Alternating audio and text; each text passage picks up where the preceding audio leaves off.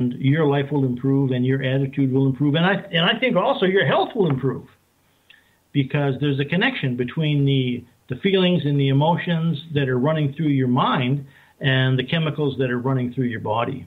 Oh, yeah. I mean, let's face it. I mean, high blood pressure, heart attacks, all kinds of illnesses can be brought on from either depression or, from many different things from the mind. Absolutely. Absolutely. Yeah. I mean, you see somebody who's depressed. I mean, you can see that they're depressed from a block away. Just by the way they're standing or the way they hold themselves or the way they're shuffling along, Yeah, or the way they talk. Or the way they talk, yeah. The idea is coming out of their mouths.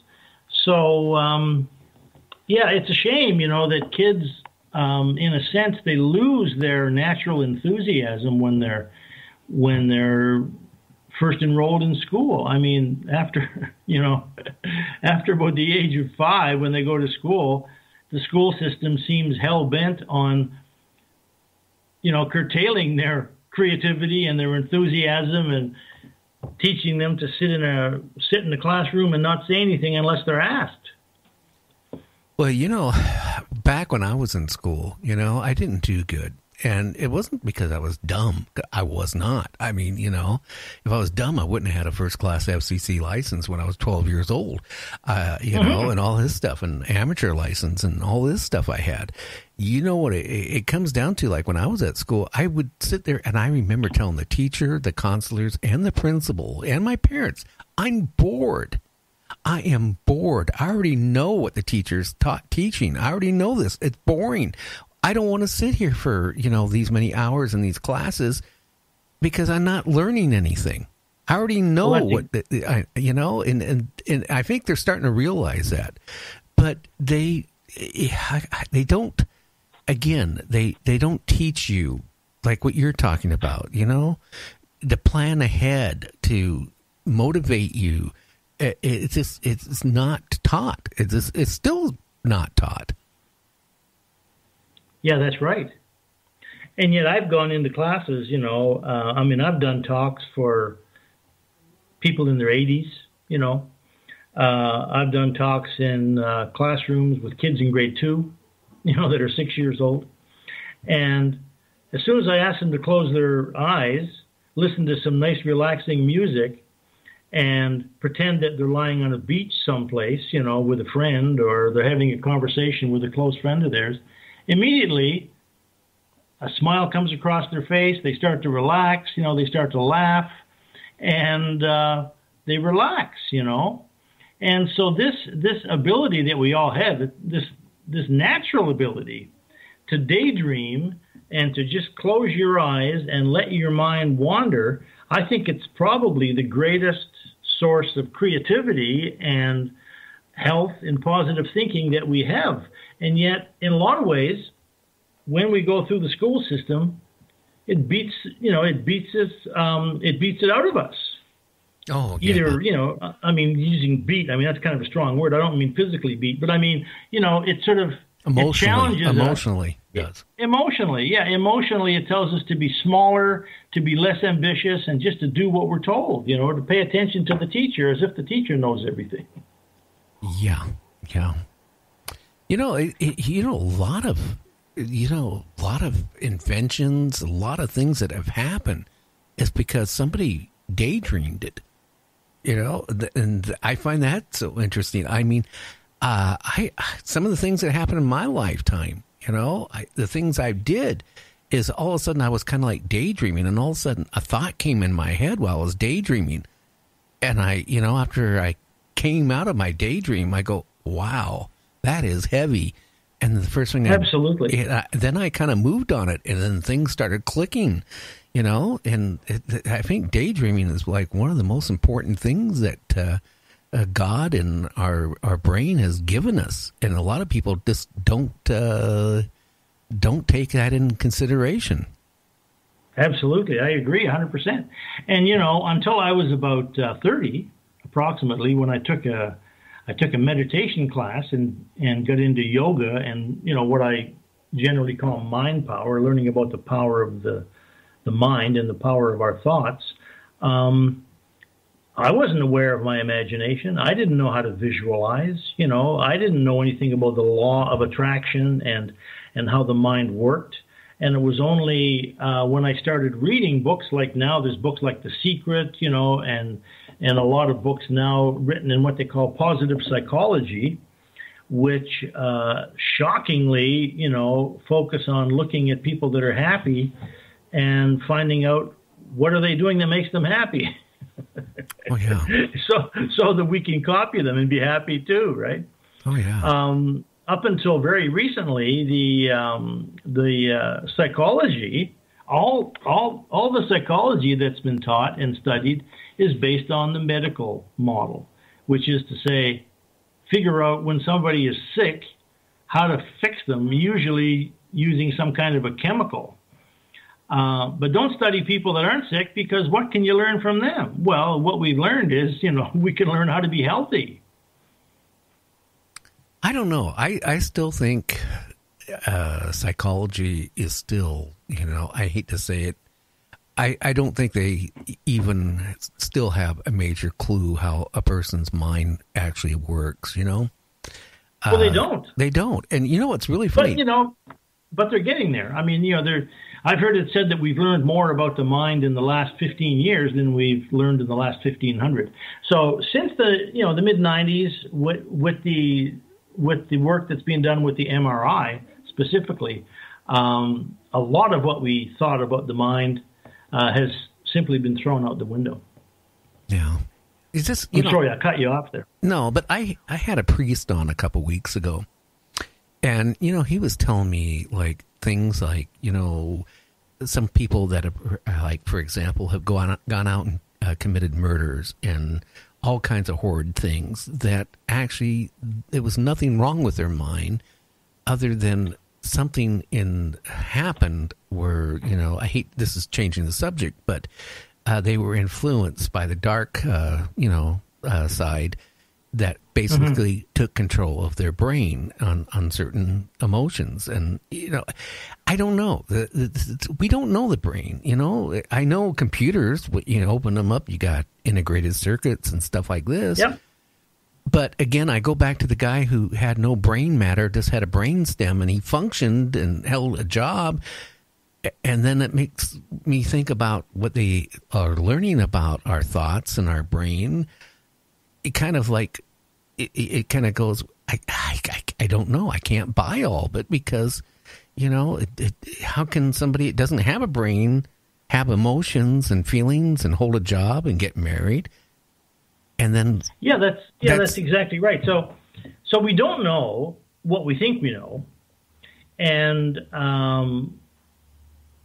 we need to expand our thinking a little bit to figure out, what is possible for us, because we have a lot more brain matter and we have a lot more potential than we're generally given credit for, And it's unfortunate that because of the beliefs which were taught.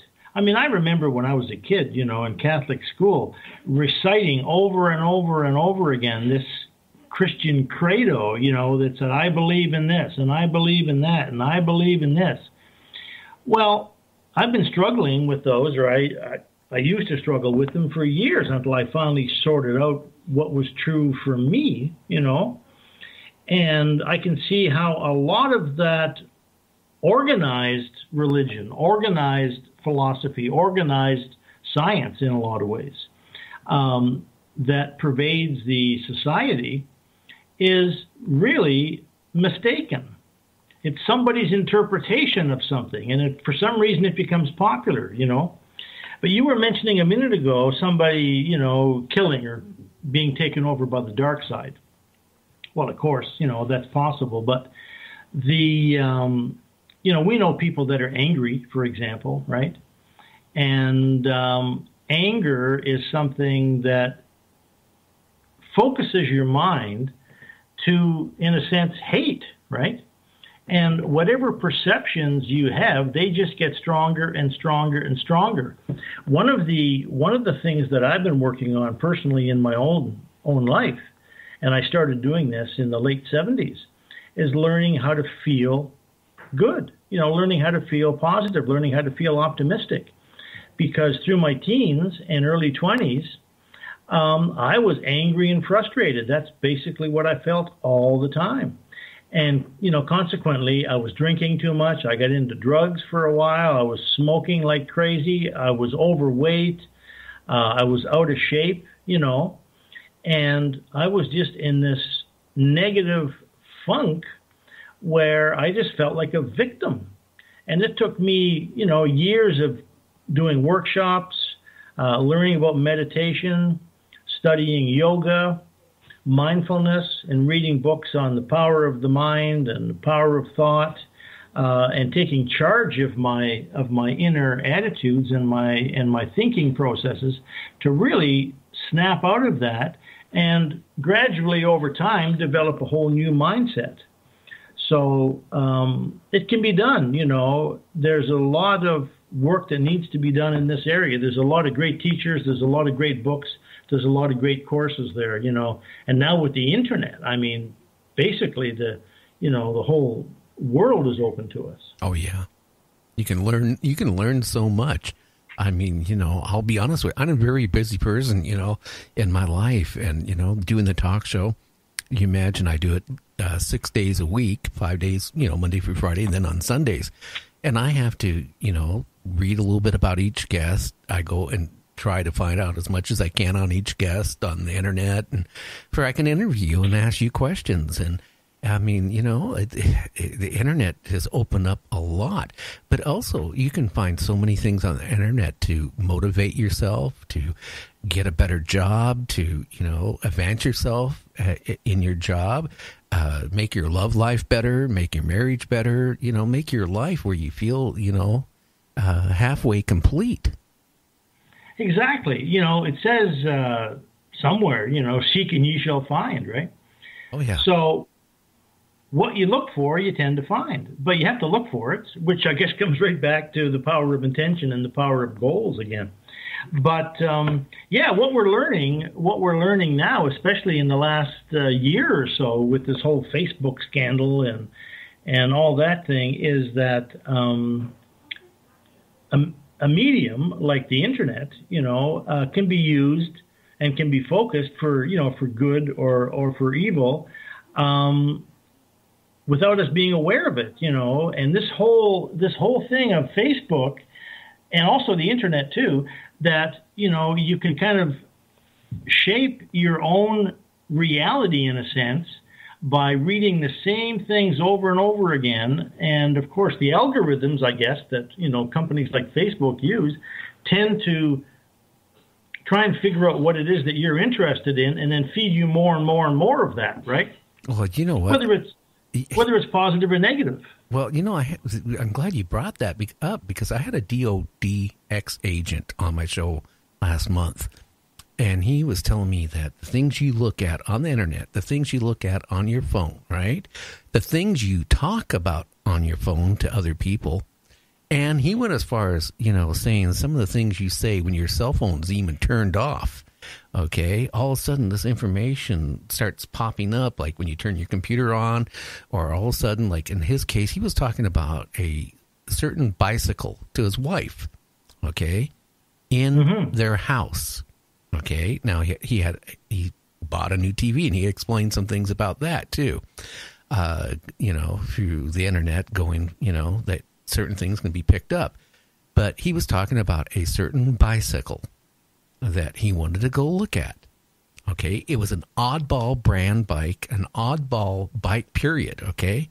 All of a sudden, the next morning he turns on his cell phone and all of a sudden it started showing up on his cell phone where that bike, beach bike, that particular model could be bought at and what prices and all that stuff. Scary. That is scary, Gary. I'll tell you, I have a smart TV, right? Well, that's what he was talking about. Exactly. And I've heard people say that, people can hack into them and they can watch you, they can listen to you inside your home. And, I don't know anything about that. It sounds pretty freaky to me, but from what I'm learning now, especially from this Facebook information that's coming out, is that these people innocently perhaps, are collecting